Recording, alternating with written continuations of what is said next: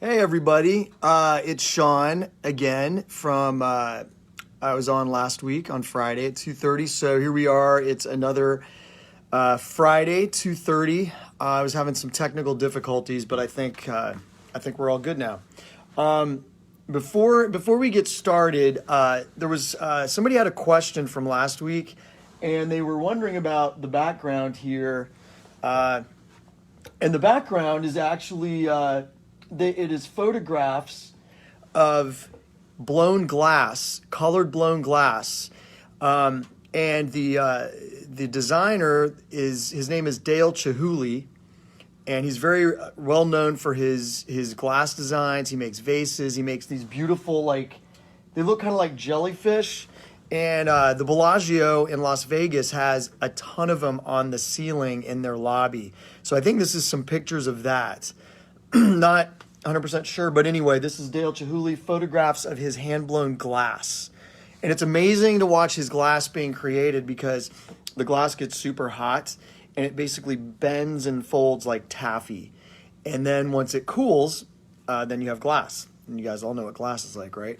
So anyway, that is the background. And yeah, so anyway, let's get started. So last week I read a story about volcanoes, a science book. And hopefully you all learned some information or some interesting things about volcanoes. I know I did. Things I'd forgotten. I know a lot about volcanoes, and I relearned some of them and learned them again. I had just forgotten because it's been so many years. But anyway, this week we're going to switch gears. We are going to read a folk tale, and it is called "The Legend of the Indian Paintbrush," and it is retold and illustrated by Tommy DiPaolo. And folk tales originated by word of mouth. They were never written down. They were passed on generation, grandparents to kids, to their kids, to their kids. And they were all, it was called the oral tradition. They were all spoken. And then eventually somebody wrote down the tale. And so that's why it says retold. And then he also illustrated it as well. I don't know if any of you all have ever seen an Indian paintbrush, but they're beautiful flowers. And yeah, so let's go ahead and get started with the legend of the Indian paintbrush. All right. Many years ago, when the people traveled the plains and lived in a circle of teepees, there was a boy who was smaller than the rest of the children in the tribe. No matter how hard he tried, he couldn't keep up with the other boys who were always riding, running, shooting their bows, and wrestling to prove their strength. Sometimes his mother and father worried for him.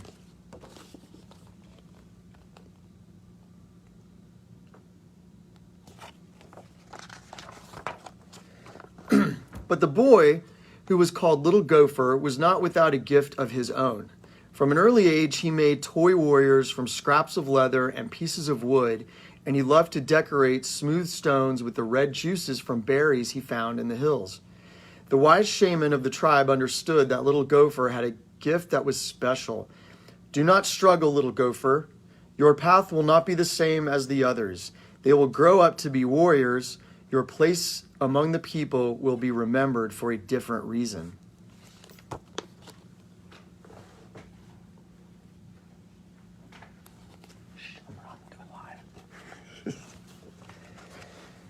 And in a few years, when Little Gopher was older, he went out to the hills alone to think about becoming a man. For this was the custom of the tribe, and it was there that a dream vision came to him. The sky filled with clouds, and out of them came a young Indian maiden and an old grandfather. She carried a rolled-up animal skin, and he carried a brush made of fine animal hairs and pots of paints. And there's the maiden and the grandfather.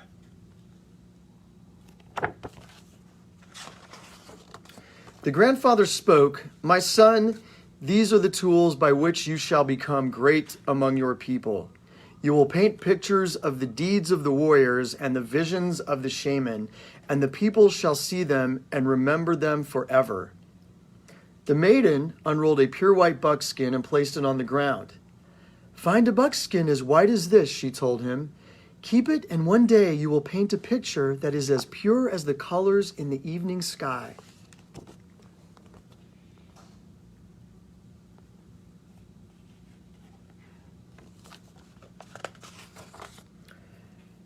And as she finished speaking, the clouds cleared and a sunset of great beauty filled the sky. Little Gopher looked at the white buckskin, and on it he saw colors as bright and beautiful as those made by the setting sun. These colors are really nice.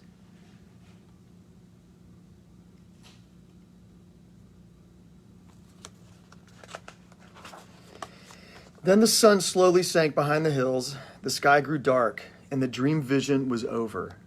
Little Gopher returned to the circle of the people.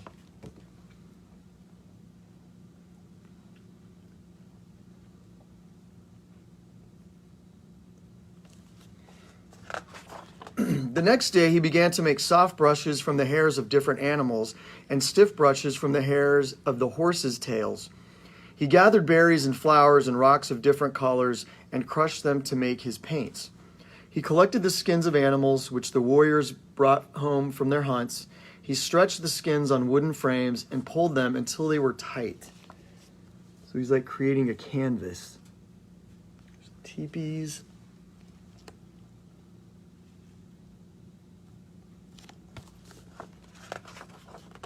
And he began to paint pictures of great hunts.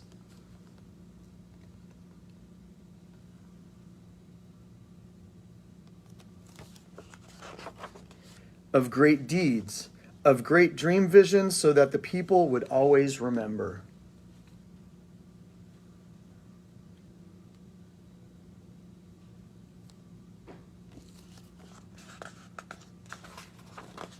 But even as he painted, Little Gopher sometimes longed to put aside his brushes and ride out with the warriors.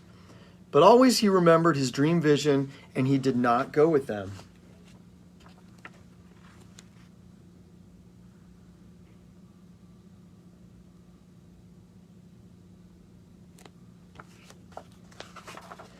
Many months ago, he had found his pure white buckskin, but it remained empty because he could not find the colors of the sunset. He used the brightest flowers, the reddest berries, and the deepest purples from the rocks, and still his paintings never satisfied him. They looked dull and dark.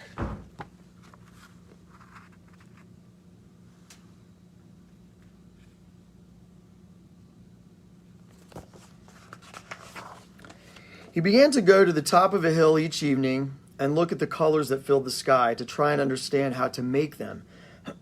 He longed to share the beauty of his dream vision with the people.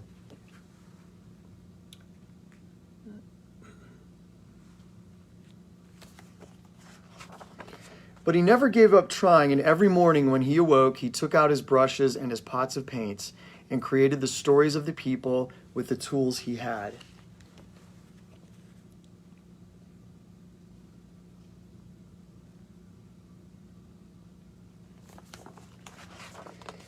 One night as he lay awake, he heard a voice calling to him, "Because you have been faithful to the people and true to your gift, you shall find the colors you are seeking. Tomorrow take the white buckskin and go to the place where you watch the sun in the evening. There on the ground you will find what you need."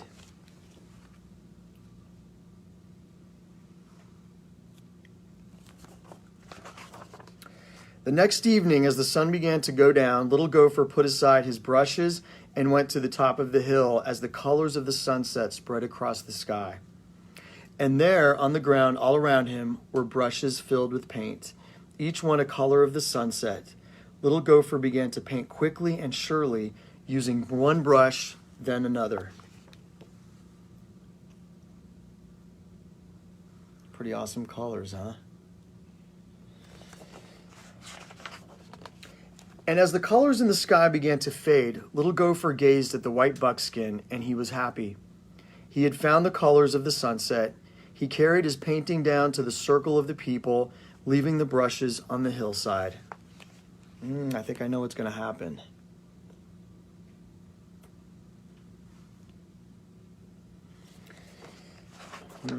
And the next day, when the people awoke, the hill was ablaze with color, for the brushes had taken root in the earth and multiplied into plants of brilliant reds, oranges, and yellows.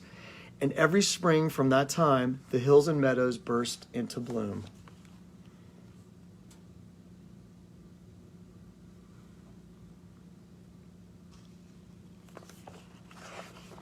And every spring the people danced and sang the praises of Little Gopher who had painted for the people.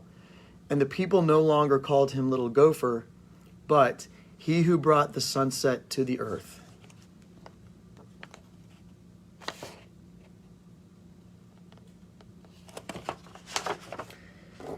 And I'm going to read, that's the end of the story, but there's an author's note, so I'm going to go ahead and read that.